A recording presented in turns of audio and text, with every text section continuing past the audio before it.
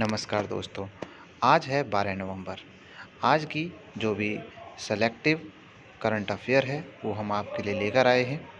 साथ ही हर current affair के साथ कुछ क्वेश्चंस जुड़े होंगे जिनके जवाब आपको देने होंगे और उनकी एक्सप्लेनेशन हम आपको अच्छी तरह से हर क्वेश्चन की एक्सप्लेनेशन होगी।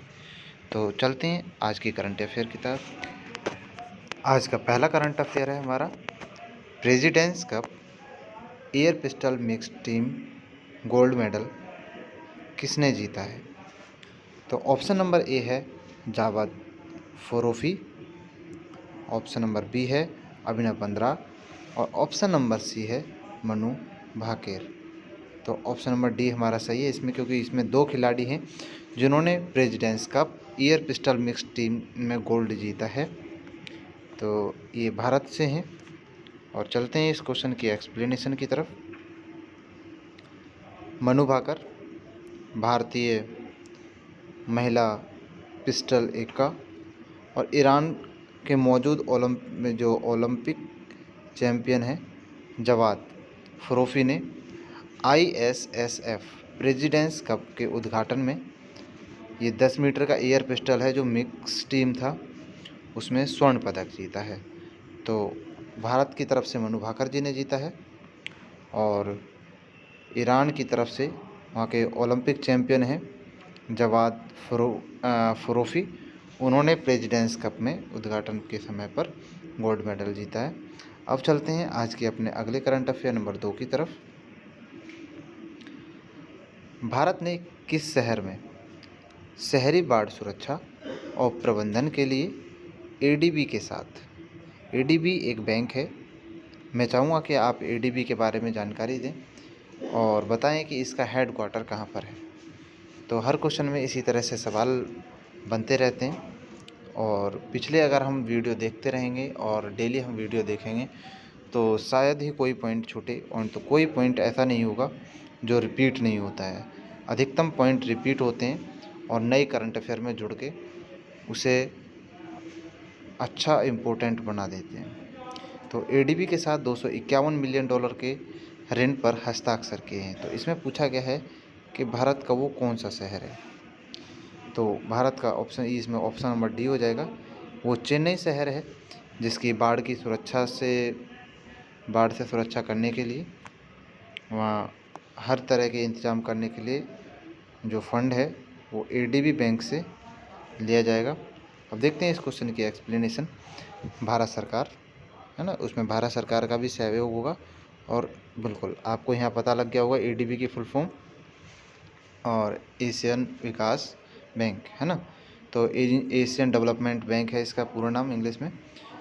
और ये जो इसने चेन्नई कोसास्थमेयर बेसिन में एक शहरी बाढ़ संरक्षण और प्रबंधन के लिए $251 मिलियन का ऋण पर हस्ताक्षर किए हैं। तो दोबारा से इम्पोर्टेंट है, चेन्नई के कोसा स्थल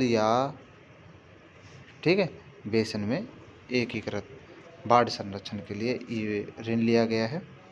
तो अभी भी ADB से एक क्वेश्चन बन जाता है कि ADB का हेड क्वार्टर कहाँ है। आपको इसको कमेंट में लिख कर भेजना है कि ADB का हेड क्वार्टर किस देश में है और किस शहर में है। अब चलते हैं आज के अपने अगले करंट अफेयर नंबर 3 की तरफ।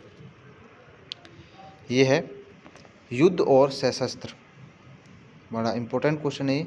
युद्ध और सशस्त्र संघर्ष में पर्यावरण के शोषण को रोकने के लिए अंतर्राष्ट्रीय दिवस प्रतिवर्ष किस तारीख को मनाया जाता है?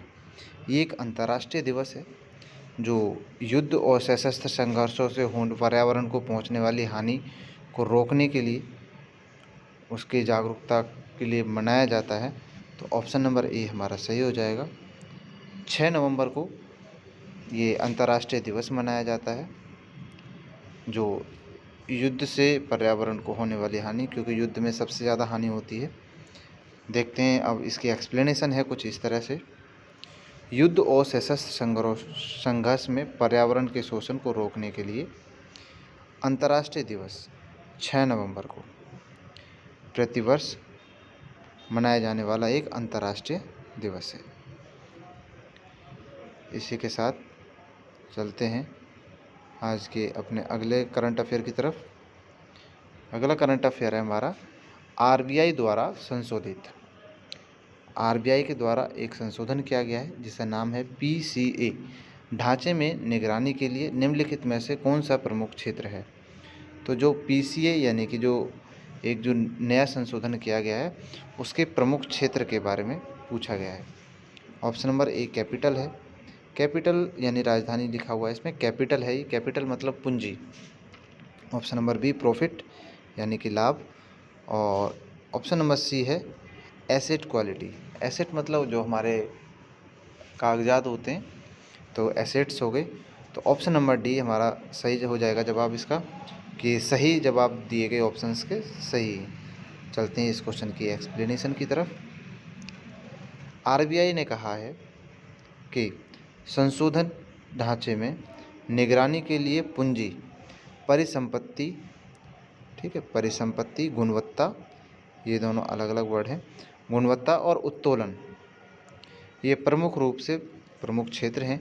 संशोधित ढांचे के अनुसार जो पूंजी है हमारी, परिसंपत्ति है, और जो गुणवत्ता, परिसंपत्ति की जो गुणवत्ता है और उत्तोलन के लिए सांकेतिक CRAR यानी कि सामान्य इक्विटी टियर अनुपात, शुल्क, NPA अनुपात और टियर लीवरेज अनुपात क्रमशः होंगे। यानी कि जो नए कानून लाया गया है पीसीए जिसे नाम दिया गया है, तो इसमें पेश आपसे पहले करंट अफेयर में भी आ चुका है ये, और इसकी एक्सप्लेनेशन पहले भी हो चुकी है। तो अब आपके लिए क्वेश्चन ये है कि आपको पीसीए की फुल फॉर्म बतानी है, ठीक है। और ये आरबीआई द्वारा एक कानून पेश किया गया है, बनाया गया है। चलते हैं आज के अपने अगले करंट अफेयर की तरफ। करंट अफेयर हमारा नंबर है आपका 5।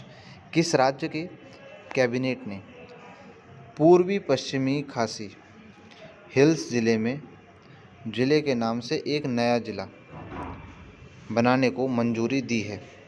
इम्पोर्टेंट क्वेश्चन है, किस राज्य की कैबिनेट ने पूर्वी पश्चिमी यानी 7 सिस्टर्स वाले क्षेत्र की बात की जा रही है, वहाँ पर खासी हिल्स वाले जो एक खासी हिल्स नाम से, तो ये खासी हिल्स नाम से वहाँ पर एक ज़िला बनाने के लिए मंजूरी दे दी है।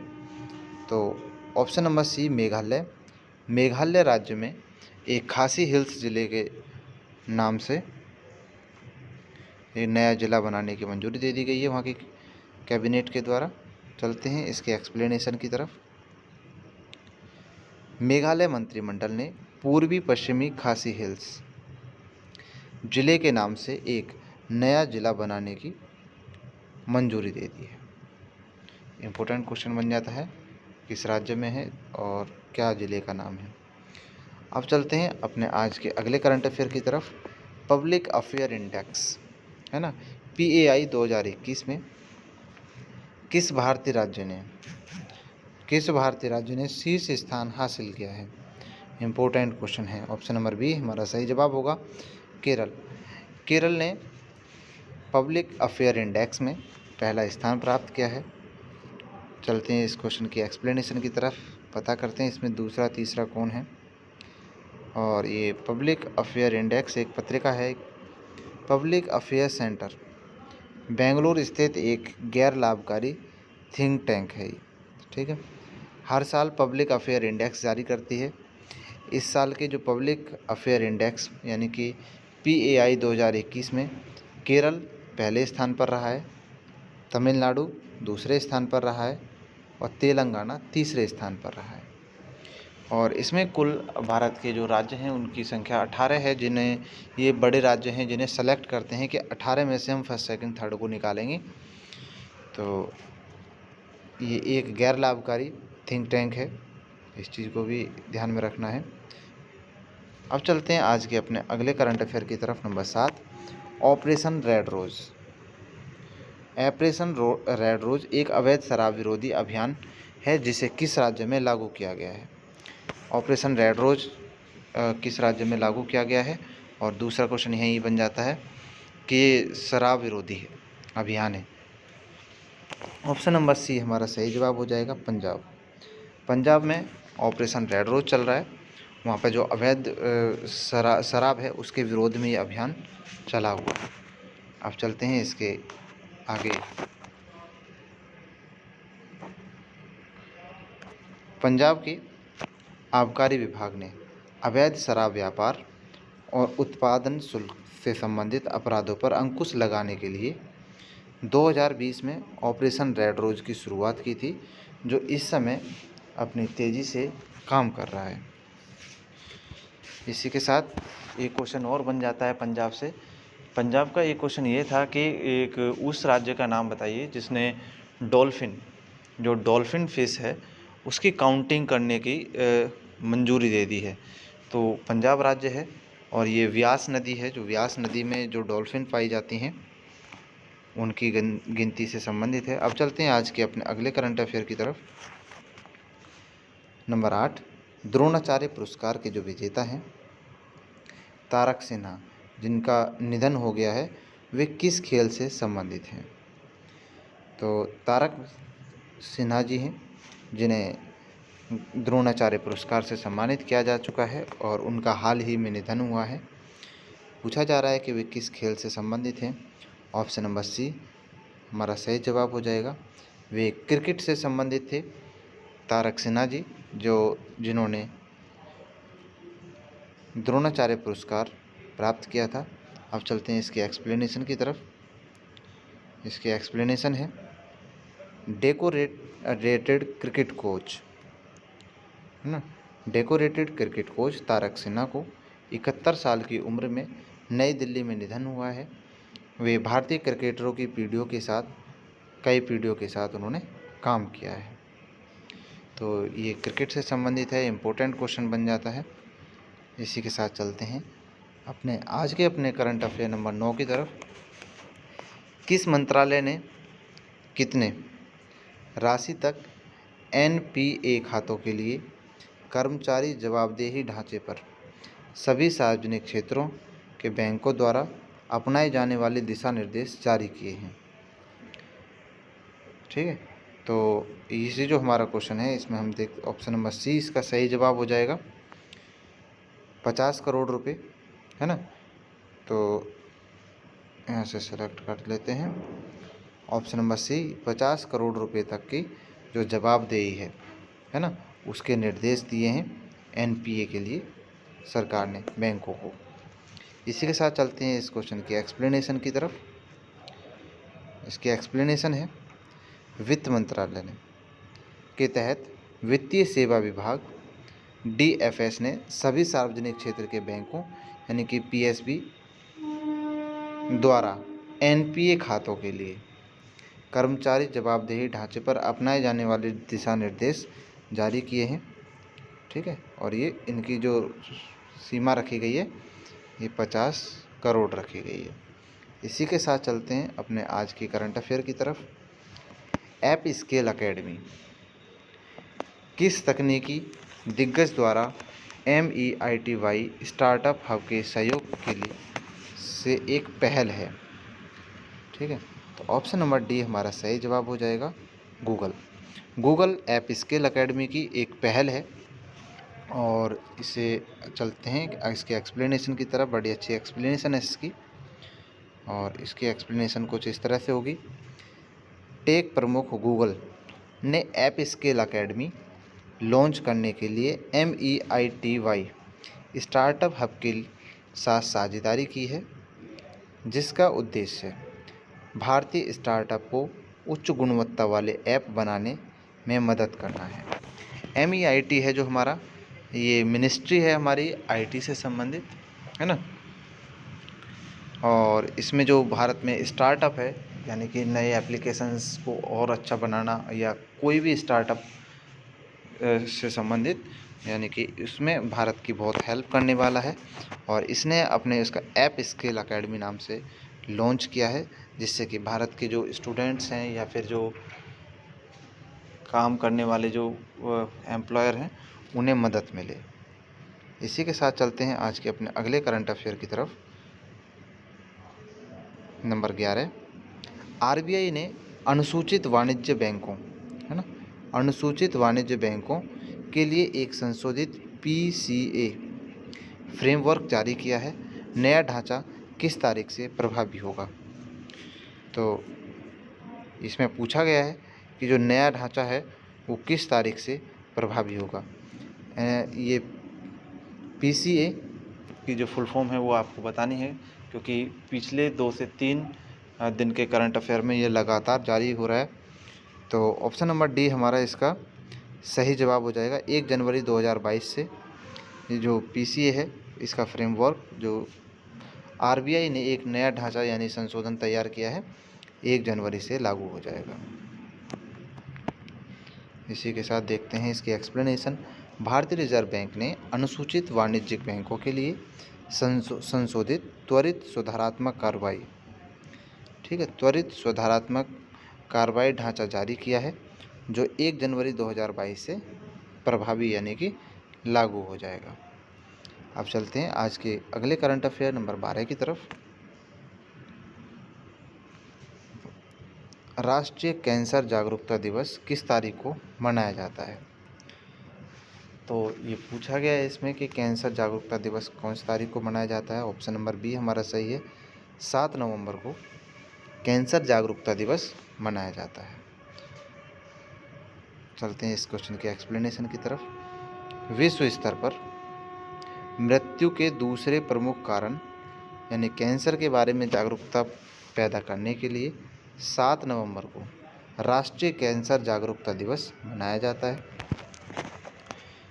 जागरूकता के लिए ये दिवस मनाए जाते हैं ताकि याद रखा जा सके और अगर भूल गए तो और उनके प्रति जागरूक हो सकें कि भाई इस कारण से कैंसर हो सकता है या है तो उसका इलाज अच्छी जगह कराया जाए।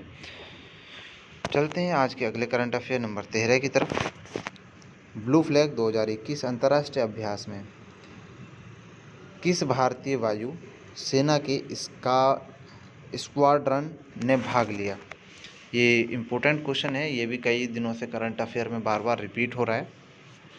ऑप्शन नंबर बी हमारा सही जवाब हो जाएगा, मिराज 2000 ने भारतीय जो वायुसेना की जो एक एक्सरसाइज थी ब्लू फ्लैग 2021 उसमें भाग लिया। और ये जो इज़राइल का जो बेस है वहाँ पर उसने लैंड किया है, वहाँ पर इसने एक्सरसाइज की है।